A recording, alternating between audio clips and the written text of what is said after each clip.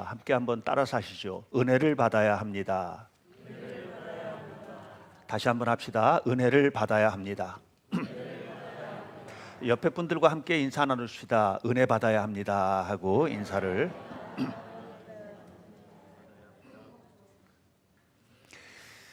네, 오늘 읽은 이 말씀은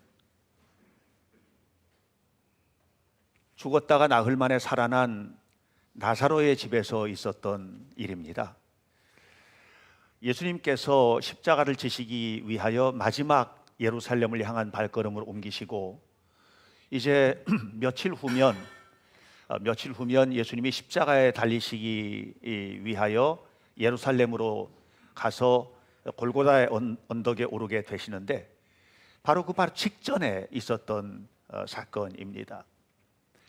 예수님께서 나사로의 집에 들어가시자 그 집에서는 예수님을 대접하기 위한 잔치가 한참 벌어지고 있었고, 그리고 바로 그 순간 예수님께서 앉아 있는 곳에 향유, 순전한 향유, 옷그릇에 담겨 있는 향유를 가지고 와서 예수님의 머리에 부은 여인이 있었습니다. 이 여인은 마리아입니다.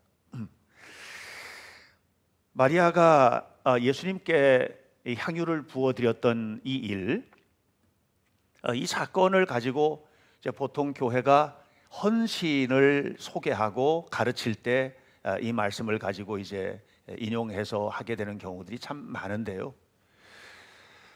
저는 오늘 여러분들과 함께 마리아의 이 헌신이 가능했던 뿌리를 살펴보려고 합니다. 마리아는 어떻게 이런 대단한 헌신을 했을까? 여러분, 마리아가 예수님께 부어드린 향유 한 옥합은 그 당시 유대 문화로 볼 때에 결혼 정년기를 앞둔 처녀들이 결혼을 준비하면서 하는 여러 가지 행위들이 있는데 그 중에 하나가 결혼을 준비하면서 향유를 모으는 겁니다. 근데 마리아가 모았던 향유는, 이 순전한 향유는 굉장히 향기로운 향수 기름인데 그 값어치가 약 300데나리온이 되는 값어치를 가졌다, 이렇게 이야기를 합니다. 300데나리온의 가치는 그 당시 노동자들이 1년 동안 노동을 해서 벌어들일 수 있는 만큼의 가치라고 합니다. 저는 지금 노동자들이 하루에 품삯이 얼마나 되는지 잘 모르는데 알만한 사람들에게 물어보니까 그냥 가서 일을 도와주는 사람도 한 15만 원 정도는 받는다고 합니다. 15만 원으로 계산을 해서 일주일에 6일 일하는 것으로 1년을 계산을 하면 약 4,600만 원이 좀 넘는, 그러니까 보통 한 5천만 원 정도 값어치가 됐다, 이 향유가, 이렇게 생각하시면 됩니다. 5천만 원이나 되는 향유를 예수님 머리에 그냥 부은 겁니다. 자신의 미래를 위해서 준비하고 있던 향유를 부은 겁니다. 이건 돈 값어치 5천만 원이나 되는 값어치를 부은 것이기도 하고, 또 다른 말로 하면 자신의 미래를 상징하는 모든 미래를 예수님께 부어드린 것이다 라고 이야기할 수도 있을 것입니다. 그런데 이 헌신이 가능했던 이유는 도대체 뭘까요?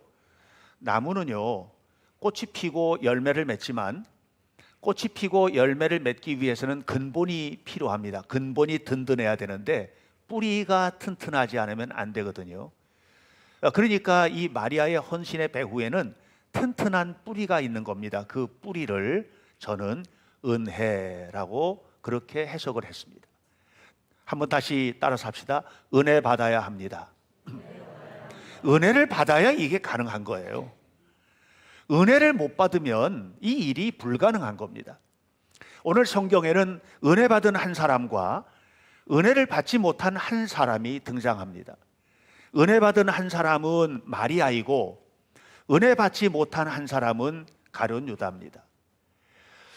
이 두 사람은 예수님께 계속해서 다시 말하면 예수님의 설교를 들었을 겁니다.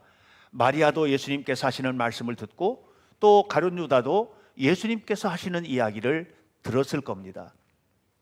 그런데 마리아는 예수님께서 하시는 말씀을 듣고 마음에 담았고, 가룟 유다는 예수님께서 하시는 이야기를 한 귀로 듣고 한 귀로 흘린 사람입니다. 마리아는 오빠 나사로가 죽었다 나흘 만에 살아나는 사건을 보고 마음에 담았고, 그리고 가룟 유다는 똑같이 그 기적의 자리에 있었거든요. 마리아보다 더 많이 봤습니다. 가는 곳마다 예수님을 따라다니면서 엄청난 사건을 보았지만 그 모든 것을 다 허투루 보았던 겁니다. 은혜는 무엇입니까? 은혜는 우리가 흔히 생각하는 것처럼 기도하다 방언을 받았습니다. 아니면 뭐 환상을 보았습니다. 아니면 내가 기도하는데 뭔가 내 마음속에 엄청난 것이 막 쏟아져 들어오는 것을 경험했습니다. 이런 것을 우리가 은혜 받았다라고 생각을 하는 경향들이 있는데, 은혜는 뭐냐? 예수님의 말씀을 마음에 기억하고 사는 게 은혜입니다. 은혜는 뭔가? 은혜는 내가 살아가는 모든 삶의 현장에서 주님이 지금 내 앞에 계시다는 것을 느끼고 살아가는 것이 은혜입니다. 은혜는 뭔가 하면 내 삶의 모든 자리가 하나님 앞에 고스란히 드려지기 바라는 마음을 가지고 사는 거예요. 이런 사람은 살아가는 삶의 태도가 다른 겁니다. 보십시오. 마리아는 예수님께 받은 은혜가 너무 고마워서 그가 가지고 있는 모든 것을 주님의 머리에 부어드려도 아깝지가 않은 겁니다. 그게 하나도 아깝지가 않은 겁니다. 그런데 은혜 받지 못한 가룟 유다는 예수님 머리에 붓는 그것이 너무 아깝고, 그래서 어떻게 생각하느냐? 너무 지나치다. 헌신하는 거는 좋은데 너무 지나치다. 이렇게 생각을 하는 겁니다. 여러분, 우리 교회 성도들 중에서도 하나님 앞에 온 마음을 다해서 헌신하고 헌금하고 또 봉사하고 하는 그런 분들이 계십니다. 그런 모습을 보면서 은혜 받지 못한 어떤 사람은 이렇게 생각할 수도 있습니다. 뭐 저렇게까지 너무 지나치지 않아? 이렇게 생각할 수도 있을 것입니다. 어떤 사람은 정말 새벽마다 예배당에 나와 기도를 하고, 그리고 저녁 때가 되면 또 우리 교회는 예배당 문이 항상 열려 있잖아요. 열려 있으니까 와가지고 또 기도하고 이렇게 하는 사람이 있는데, 그런 모습을 보면서 기도도 저렇게 지나치게 해야 되나? 이렇게 생각하는 사람도 있을 겁니다. 하나님 앞에 봉사하고 헌신하는 모습을 보면서 일상생활도 있고 사회생활도 있고 가정생활도 있는데 저렇게까지 너무 지나치지 않아? 이렇게 생각하는 사람들도 있을 수 있을 것입니다. 은혜를 모르는 사람은 아까워 보이고, 은혜를 모르는 사람은 지나쳐 보이고, 은혜를 모르는 사람은 그렇게 살아가는 삶이 문제 있어 보이는 겁니다. 그러나 여러분, 은혜를 받지 못한 유다는 그렇게 예수님을 따라다니면서 했어도 결국은 예수님을 십자가에 팔아버리고 예수님을 십자가에 죽게 만들었습니다. 그러나 은혜 받은 마리아는 예수님께 자신의 모든 것을 드려도 아깝지 않았기 때문에 자신이 가지고 있는 것을 다 머리에 부어 드린 겁니다. 은혜 받은 사람과 은혜 받지 못한 사람의 삶의 결과가 얼마나 다른가를 아셔야만 합니다. 결국은 은혜 받았던 마리아는 예수님께서 이렇게 말씀하셨죠. 이 여자가 한 이 일은 내가 다시 오는 그날까지 복음이 전파되는 어떤 곳에든지 이 여자가 한 일도 기억하게 하라. 그렇게 했지만 이 세상에 사는 어떤 사람도 가룟 유다처럼 되고 싶은 사람은 아무도 없을 것입니다. 여러분, 은혜 받은 것이, 은혜 받은 사람이 헌신하는 게, 은혜 받은 사람이 기도하는 모습이, 은혜 받은 사람이 봉사하는 모습이 조금 지나쳐 보이기는 해도 그 길이 축복의 길임을 기억하시기를 바랍니다. 그렇게 사는 것이 축복이에요.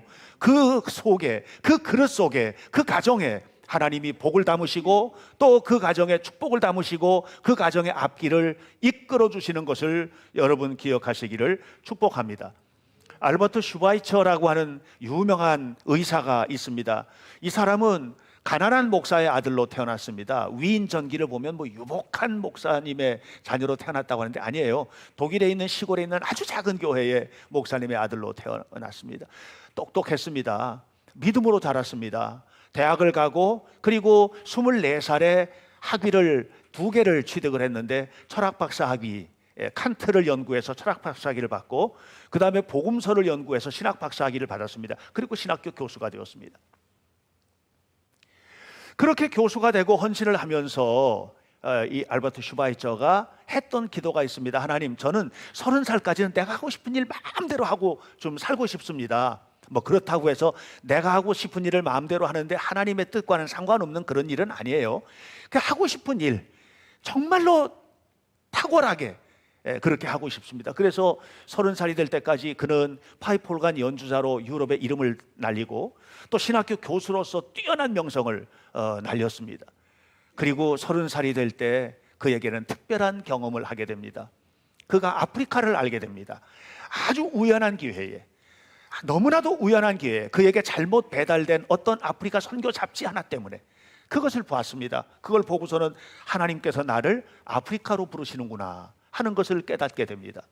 그리고서는 신학교를 내려놓고 교수직도 내려놓고 그리고 연주자로서 모든 것들을 다 내려놓고 그리고 의과대학에 진학을 합니다.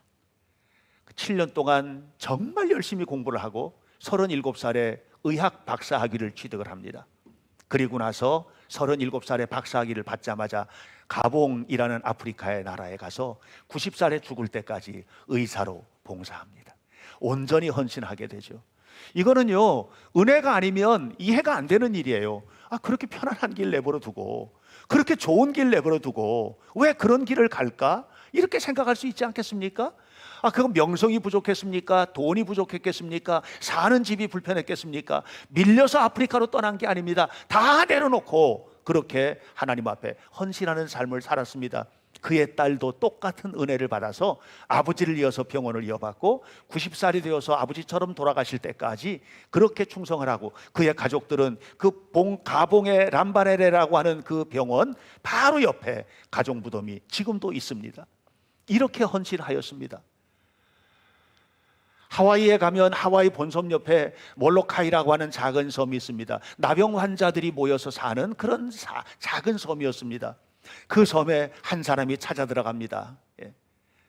그곳에 찾아 들어갔던 한 사람, 그 사람의 이름은 바로 다미엔이라는 정말 거룩한 신앙의 사람인데, 이 다미엔이 그곳에 찾아가서 문둥병자들, 나병 환자들을 위해서 헌신을 합니다.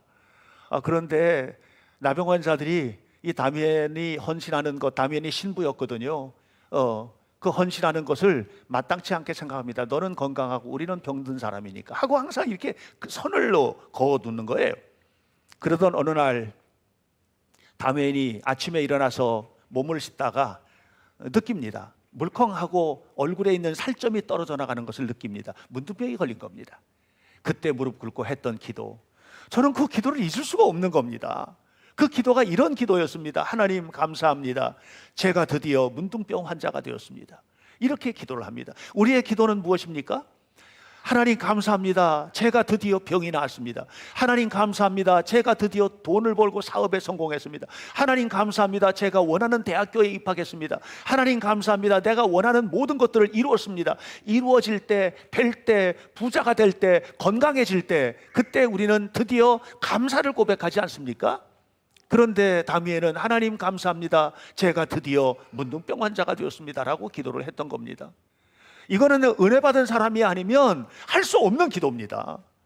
여러분, 내 삶에 다가오는 모든 환경에서 내 삶의 가지고 있는 모든 것을 가지고 감사하며 감사의 향유를 예수님의 머리에 붓고 주님 때문에 감사합니다, 주님의 은혜입니다, 이렇게 고백할 수 있는 것은 은혜 받은 사람의 특권입니다. 저는 여러분 모두가 다 예수님의 은혜 속에 살아가시기를 축복합니다. 불행해지지 않을 겁니다. 여러분 모두가 다 예수님의 은혜 붙들고 살아가시기를 바랍니다. 하나님께서 책임져 주실 것입니다. 여러분을 빛나게 하실 것입니다. 오늘 우리는 예수 그리스도께서 우리에게 살과 피를 내어주신 그 놀라운 축복을 함께 누리며 성찬에 참여하여 성찬의 은혜 속에 깊이 들어가기 위하여 이곳에 모여 있습니다.